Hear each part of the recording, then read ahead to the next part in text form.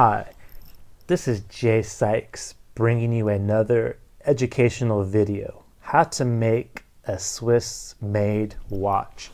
Number one, find a factory in China that's going to crank out case, hands, dial, crystal, crown, strap, bracelet, and other watch parts. Thankfully, companies already exist. They specialize in that. They are already set up to get your Swiss-made watch running. Now, a few rules. Less than 40% of the value of the movement can come from outside Switzerland, but of course your Chinese factory will abide by that. Now, you want to find a Swiss company to throw in at least 60% Swiss movement, and that's going to just meet the minimum requirements. And once again, there are already companies set up to do this. The infrastructure is in place. Many watch brands do this. Now, the Swiss movement should be cased in Switzerland, and the final inspection is going to be in Switzerland. You're going to want to source the springs, jewels, and balance wheel from Switzerland. Those tend to be more expensive parts, and if you do that, it's going to be easier to make this 60% cost threshold. But the Swiss value may include R&D and certification costs. So it's fairly easy to make these very lenient requirements. The cheaper the Chinese components, the easier it is to meet the 60% Swiss threshold. So if you can find some really cheap parts, it's going to be that much easier to meet the Swiss-made requirement. Moving on.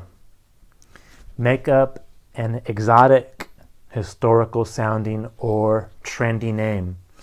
If you don't want to make up a name, that's perfectly fine. What you can do, you can buy the rights to one of the many bankrupt, insolvent, or failed watch companies.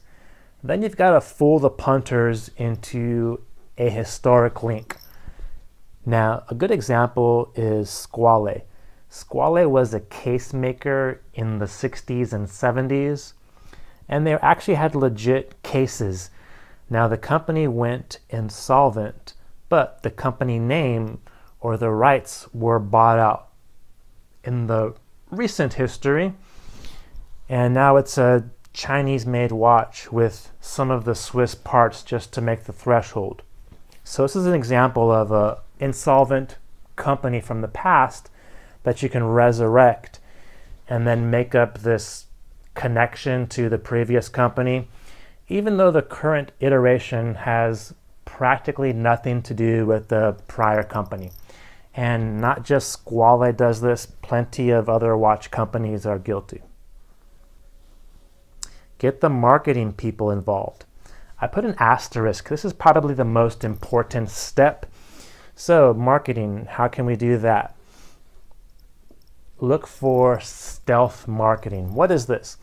It can be articles, it can be YouTube videos. You can even get Hodinkee involved. If you get Hodinkee involved, he will be happy to print your propaganda without any vetting or research whatsoever. So this is really key. Get the marketing people involved. It's going to be easier to fool people into thinking you have some kind of historic company or heritage in your watch. Moving on. Congratulations. You just made a Swiss-made entry-level brand that can justify its existence and price point because, well, it's Swiss-made. Do you see the logic there? Good. Now, this is very important as well. Don't tell anyone exactly what part comes from where. If anyone asks, just hide under the guise of company policy or trade secrets. See number 3 and number 4 above. Now, the more historical or exotic your name is, and the better marketing you have, the less likely you're going to have those pesky people trying to find out where their watch came from. Do you want to know how Swiss made your Swiss made watch is? Call up the company and ask them.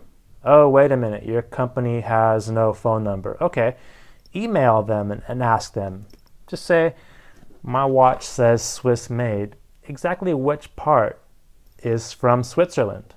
I'm sure they'll be happy to send you a quick reply with accurate information.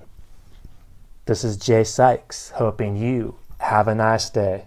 If possible, bye.